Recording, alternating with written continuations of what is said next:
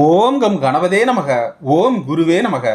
தனக்காரகன், பணக்காரகன், புத்திரக்காரகன், பாக்கியக்காரகன், மங்களகாரகன், மகிழ்ச்சிக்காரகன் இவை அனைத்துக்கும் சொந்த காரகனான குரு பகவானின் அருளை பெற்று அதிரடி சரவடியாய் விஸ்வரூப வெற்றியை பெற்று வாழ்வாங்கு வாழ்ந்து கோடிகளை குவிக்க போகும் அன்புள்ள நேயர்களே, உங்கள் அனைவருக்கும் என் அன்பான வணக்கத்தை தெரிவித்துக் கொள்கிறேன்.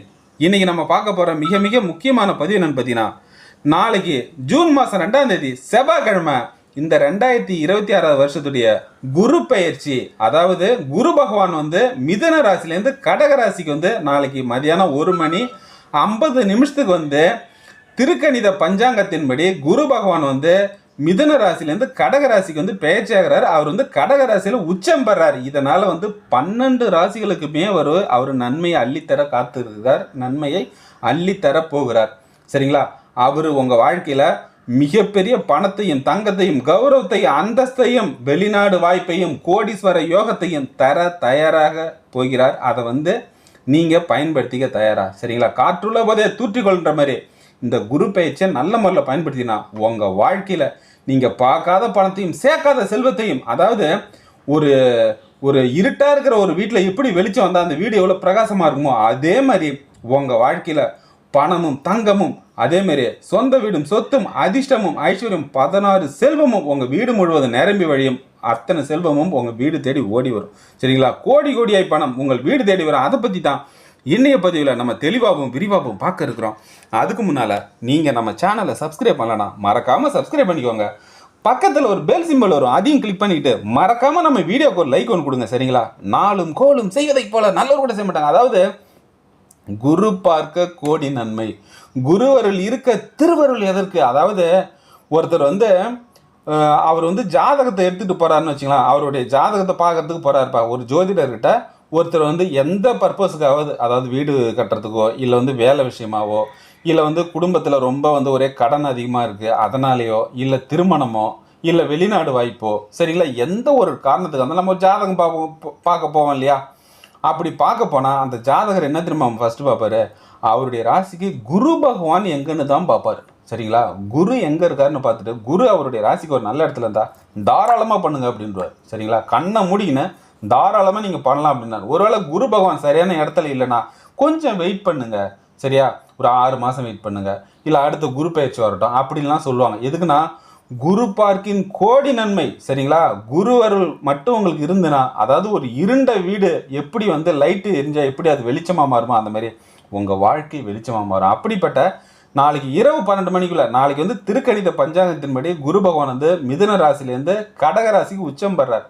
கடகராசிக்கு உச்சம் பெறது ரொம்ப வருஷத்துக்கு ஒரு முறை தான் வரும். சரிங்களா? இதனால 12 ராசிகளுக்குமே அதிபயங்கர நன்மையை அவர் கொடுக்க போறாரு. சரிங்களா? அதாவது விபரீத ராஜயோகம்னு சொல்லுவாங்க பார்த்தீங்களா? அப்படிப்பட்ட 12 ராசிகளுமே அவர் கொடுக்க தயாராக போகிறார். அதை நீங்கள் நல்ல முறையில் பயன்படுத்திக்கோங்க. அவர் கொடுக்க காத்திருக்கிறார். நீங்கள் அதை வாங்கிக்கொள்ள நீங்கள் ரெடியா? சரிங்களா? அப்படிப்பட்ட நாளை தினம் நான் சொல்கிற ஒரு எளிய பொருளை ஒரு 10 ரூபாயோ 20 ரூபாயோ 30 ரூபாயோ கொடுத்து வாங்கி உங்கள் வீட்டில் வச்சு பாருங்கள். அந்த 10 ரூபாயும் 10 கோடியாக மாறும், 20 கோடியாக மாறும், 30 கோடியாக மாறும், 40 50 கோடின்னு உங்கள் வாழ்க்கையில் பெரிய கோடி சொன்ன மாதிரிங்க. உங்கள் வாழ்க்கையில் இருள் நீங்கள் ஒளி பிறக்கும், துன்பங்கள் நீங்கள் இன்பங்கள் பிறக்கும், நோய் நீங்கள் ஆரோக்கியம் பிறக்கும், கடன் நீங்கள் செல்வம் பிறக்கும், வறுமை நீங்கள் மிகப்பெரிய கோடீஸ்வர யோகம் பிறக்கும், தடைகள் நீங்கள் மிகப்பெரிய வெற்றிகள் பிறக்கும். உங்கள் வாழ்க்கையில் இருக்கிற அத்தனை பிரச்சனைகள் நீங்கள் நல்ல எதிர்காலம் இருக்கும், இனிய பொற்காலம் இருக்கும். ஒரே நாளில், ஒரே வாரத்தில், ஒரே மாதத்தில் உங்கள் வாழ்க்கை மாறும், உங்கள் தலையெழுத்து மாறும், உங்கள் வாழ்க்கையே ஓகோன்னு மாறும். அதாவது 10 நாள் பசியோடு இருந்தவனுக்கு பாயாச விருந்தோட 5 ஸ்டார் ஹோட்டலில் அவனுக்கு சாப்பாடு கிடைச்சா எப்படி இருக்கும்? அந்த மாதிரி தலைகீழான வாழ்க்கை தலை நேரம் மாறும். பாலைவனத்தில் அடைமழை பெஞ்சா எவ்வளோ ஒரு அதிசயம், அந்த மாதிரி உங்கள் வாழ்க்கையில் பணம் மழையாய் பொழியும், பணம் மழையாய் குவியும். அதாவது இந்த உலகத்தில் இருக்கிற அத்தனை பேர் கைவிட்டாங்க, சரிதான். சரிங்களா? எல்லாரும் கைவிட்டாங்கப்பா. இப்போ நான் நிற்கதி எனக்குன்னு யாருமே கிடையாது. சரியா? ஆனால் என் கையில் எதுவுமே கிடையாது, எனக்குன்னு யாரும் கிடையாது, என் கையில் எதுவுமே கிடையாது. அப்படிப்பட்ட ஒரு சூழ்நிலை இருந்தால் கூட குரு பகவான் துணை இருந்தாருன்னு வச்சிங்களா, உங்களுடைய வளர்ச்சி யாராலையுமே தடுக்க முடியாதுங்க. 1000 பேர் தோக்குற ஒரு விஷயத்தில் கூட நீங்கள் ஜெயிப்பீங்க. சரிங்களா? அப்படிப்பட்டவர் தான் குரு பகவான். குருவருள் இருக்க திருவருள் எதற்கு? குரு பார்க்கின் கோடி நன்மை. அதாவது இந்த உலகத்தில் குழந்தை போகிறதுன்னு வச்சுக்கலாம், குருவுடைய அருள் இருந்தால் மட்டும்தான் குழந்தை பிறப்பான். சரிங்களா? அப்படிப்பட்ட குரு பெயர்ச்சி நாளைக்கு ஜூன் மாதம் 2ஆம் தேதி பாக்கி அதாவது திருக்கணித பஞ்சாங்கத்தின்படி மதியானம் 1:50 மிதுன ராசிலேருந்து கடகராசிக்கு வந்து பேச்சுறார். நாளைக்கு இரவு 12 மணிக்குள்ள நான் சொல்கிற இந்த பொருளை வந்து 10 ரூபாயோ 20 ரூபாயோ 30 ரூபாயோ கொடுத்து வாங்கியாந்து உங்கள் வீட்டில் வச்சு பாருங்கள். அதாவது அதனுடைய பலன் அந்த நாள் முழுவதும், அந்த வாரம் முழுவதும், அந்த மாதம் முழுவதும், அந்த வருடம் முழுவதும், உங்கள் வாழ்நாள் முழுவதும் உங்களுக்கு ஒரு ஃபுல்லாகவே ஏற்றமாகவே இருக்கும். ஒன்றும் இல்லை, உதாரணத்துக்கு ஒரு நண்பர் ஒருத்தர் என்ன பண்ணார், அவர் வந்து ரொம்ப கஷ்டப்பட்டு படித்தார். அதாவது அவருடைய வாழ்க்கையில் குரு பயிற்சி நடந்ததும் அவர் வாழ்க்கையில் நடந்த அதிசயத்தை உங்ககிட்ட ஷேர் பண்ணுறேன், சரிங்களா? அதை கேட்கும்போது உங்களுக்கு நம்பிக்கை உற்சாகம் வரும். அதாவது படிக்கிறாரு, ரொம்ப கஷ்டப்பட்டு தான் படிக்கிறார். படித்து முடிச்சுட்டு கொஞ்ச நாள் வந்து வேலை தேடுறாரு. ஒரு நல்ல கம்பெனியில் வேலை கிடைக்குது, சரிங்களா? வேலை கிடைக்குது. அதேமாரி வந்து அவருடைய சம்பள பணத்தை ஒன்றும் அவங்க அப்பா அம்மா அந்தளவுக்கு கேட்க மாட்டாங்க, சரிங்களா? அதனால் இவர் என்ன பண்ணுவார், ஃப்ரெண்டுங்களுக்கு சொந்தக்காரங்கள்லாம் உதவி பண்ணுவார். ஃபஸ்ட்டு கம்பெனியில் ஒரு 3 வருஷம் வேலை செஞ்சார். மொதல் கம்பெனியில் வேலை போயிட்டு, சரிங்களா? ஃபஸ்ட்டு அவருக்கு வேலை கிடச்ச கம்பெனியில் ஒரு 3 வருஷம் வேலை பார்த்தார். 3 வருஷம் கழிச்சு வேலை போயிட்டு, அதுக்கு அடுத்தது ஒரு 3 மாதம் கழிச்சு இன்னொரு பெரிய கம்பெனியில் வேலை கிடச்சிது. அதில் ஒரு 8 வருஷம் வேலை செஞ்சார், சரிங்களா? 8 வருஷம் வேலை செஞ்ச பிறகு அந்த கம்பெனிலையும் வேலை போயிட்டு, அதுக்கடுத்து ஒரே மாதத்தில் இன்னொரு கம்பெனியில் வேலை எப்படியோ ஜாயின் பண்ணிட்டார். வேலை கஷ்டது 3வது கம்பெனியில். அதில் ஒரு 5 வருஷம் வேலை செய்கிறார். அந்த கம்பெனிலையும் வேலை போயிடுது. அவருக்கு வந்து ரொம்ப வெறுப்பாயிடுது. அவருக்கு என்னென்னா, ஏன் அந்த மாதிரி தனியார் கம்பெனியில் அந்த மாதிரி வேலையை விட்டு தூக்குறானோ? நம்ம நல்லா வேலை செய்கிறோம், அவனை வந்து வேணும்னா நம்மளை வந்து எடுத்துக்கிறானோ, இல்லைனா அப்படியே சிம்பிளாக உங்களை வந்து நான் வேலையை விட்டு தூக்கிட்டோம் அப்படின்னு சிம்பிளாக சொல்லிடுறானோ? அப்போ நம்ம வந்து குடும்பத்தை இதை நம்பி தானே நம்ம வந்து 1000 கமிட்மெண்ட்டோட இருக்கோம். திடீர்னு வேலை போச்சுன்னா நம்ம என்ன பண்ணுறது, இந்த மாதிரியே இருக்குன்னு சொல்லிட்டு அவர் ரொம்ப வெறுத்து போகிறாரு. ஆக என்ன பண்ணுறாருன்னா, இதுக்கு மேலே நம்ம வந்து வேலைக்கு போகக்கூடாது, நம்மளே வந்து நம்ம சொந்த காலில் நிற்கணும். நம்ம சொந்த காலில் நின்னாதான் நம்ம யாருக்கிட்டையும் போய் கை கட்டி நிற்கணும்னு அவசியம் இல்லை, யாரையும் சார்ந்து வாழணும்னு அவசியம் கிடையாது, சரியா? நம்ம வந்து பிஸ்னஸ் பண்ணுவோம், நம்ம முயற்சியால் நம்ம வந்து குடும்பத்தை இதுக்கு மேலே நம்ம சொந்த காலில் தான் நிற்கணும்னு ஒரு முடிவுக்கு வர்றாரு. அதனால் அவர் என்ன பண்ணுறாரு, பிஸ்னஸில் ஆரம்பிக்கிறார். அதேமாரி அவர் சேமித்து வச்சிருந்த பணம் இதெல்லாம் பிஸ்னஸில் போடுறாரு. அப்படியே கொஞ்சம் நாள் லாபம் நஷ்டம் இப்படிலாம் வந்துக்கிட்டே இருக்குது. அப்புறம் கொஞ்ச நாள் வந்து அவரோட மனைவியுடைய நகையெல்லாம் கொஞ்சம் அடமானம் வச்சு அதையும் பிஸ்னஸில் போடுறாரு. அப்படியே 1 வருஷம் 2 வருஷம் அப்படியே லாபம் நஷ்டம் அப்படியே போயிட்டுருக்கு. நஷ்டமும் வந்தில்ல, கொஞ்சம் லாபமும் வருது, அப்புறம் நஷ்டமும் வருது, இப்படி போயிட்டுருக்கு. ஆனால் ஒரு காலகட்டத்தில் ரொம்ப நஷ்டத்தை சந்திச்சிடுறாரு. அதுக்கு அடுத்தது கொஞ்சம் கடனாளியாக ஆயிடுறாரு. அவரை எல்லாருமே கை விட்டுடுறாங்க, சொந்த பந்தம் பெற்றோர்கள் அத்தனை பேருமே. அதாவது கடன் அதிகமாக இருக்குது, என்ன பண்ணுறதுன்னு தெரியல. அதேமாரி வந்து நிற்கதியாக நிற்கிறார். நண்பர்கள் கைவிட்டுட்டாங்க, அப்பா அம்மா கைவிட்டுட்டாங்க, சொந்த பந்தம் அதை கைவிட்டால் கூட பரவாயில்ல, எல்லாம் கேலி கிண்டல் பண்ண வர ஆரம்பிச்சிட்டாங்க, சரியா? அப்போ என்ன பண்ணுறதுனே தெரியல. சரி, எப்படியாவது வெளிநாட்டுக்காவது போகலாமண்ணா, அதுவும் வந்து இவர் அவசரத்துக்கெலாம் உடனே வெளிநாட்டில் வேலை கிடைக்கும், அதுவும் இல்லை. அப்போ யாரும் இல்லாத நிற்கதியாக நிற்கிறாரு, சரிங்களா? கையில் பணமும் இல்லை, சப்போர்ட்டுக்கும் யாரும் கிடையாது, சரிங்களா? கையில் பணமும் இல்லை, அதேமாரி வந்து அவர்கிட்ட வந்து பொருளும் இல்லை, அதேமாரி வந்து கடன் அதிகமாக இருக்குது. ரொம்ப வந்து எல்லாரும் வந்து அவர் அலட்சியமாக பார்க்குறாங்க, எல்லாரும் கைவிட்டுடுறாங்க. அப்போ தான் அவருக்கு வந்து குரு பயிற்சி நடக்குது. குரு பகவான் வந்து அவருடைய ராசிக்கு 5வது இடத்துல வர்றாரு, சரிங்களா? வந்ததுமே அடுத்த நாளே அவர் வாழ்க்கையில் ஒரு மிகப்பெரிய ஒரு அதிசயம் நடக்குது. என்னென்னா, அவருடைய ஃப்ரெண்டு ஒருத்தர் வந்து அமெரிக்காவில் வந்து வேலை செய்கிறார். அவர் வந்து ஃபோன் பண்ணுறார். ஃபோன் பண்ணி, டே எனக்கு ஒரு உதவி வேணும்டா அப்படிங்கிறார் அந்த அமெரிக்கா ஃப்ரெண்டு. இவர் சொல்லுடா அப்படிங்கிறார். இந்த மாதிரிடா, எங்கள் கம்பெனி வந்து சென்னையில் வந்து ஒரு பிரான்ச் ஓப்பன் பண்ண போகிறாங்க, எங்கள் கம்பெனியை, சரியா? ஓப்பன் பண்ண போகிறாங்க. கிட்டத்தட்ட ஒரு 4-5 பேர் வேலை செய்கிற அளவுக்கு பெரிய கம்பெனி ஓப்பன் பண்ண போகிறாங்க. அதை வந்து அங்கே இருந்து பார்த்துக்கிறதுக்கு ஒரு ஆள் வேணும், சரி? ஏன்னா அவன் பல ஆயிரம் கோடி செலவு பண்ணி இங்கே சென்னையில் வந்து ஒரு கம்பெனி கட்ட போகிறான். அவன் வந்து அமெரிக்காக்காரன். அவங்க வந்து ஒரு நம்பிக்கையான ஒரு ஆள் வேணும் இல்லையா, சரியா? அப்போ நம்பிக்கையான எனக்கு ஒரு ஆள் வேணும். அதனால் வந்து எங்கள் கம்பெனி வந்து இந்த மாதிரிலாம் கேட்டாங்க. நான் வந்து என் ஃப்ரெண்டு இருக்கான், அவன் நம்பிக்கையானு ஒன்று சொல்லியிருக்கேன், உன்னால் பார்த்துக்க முடியுமா அப்படின்றதும். அதுக்கு என்னடா நான் பார்த்துக்கிட்டேன்னதும், அதேமாரியே உனக்கும் அந்த கம்பெனியில் வேலை உண்டு, அந்த கம்பெனியில் வந்து எல்லாமே A to Z எல்லாமே உன்னோட பொறுப்பு தான்.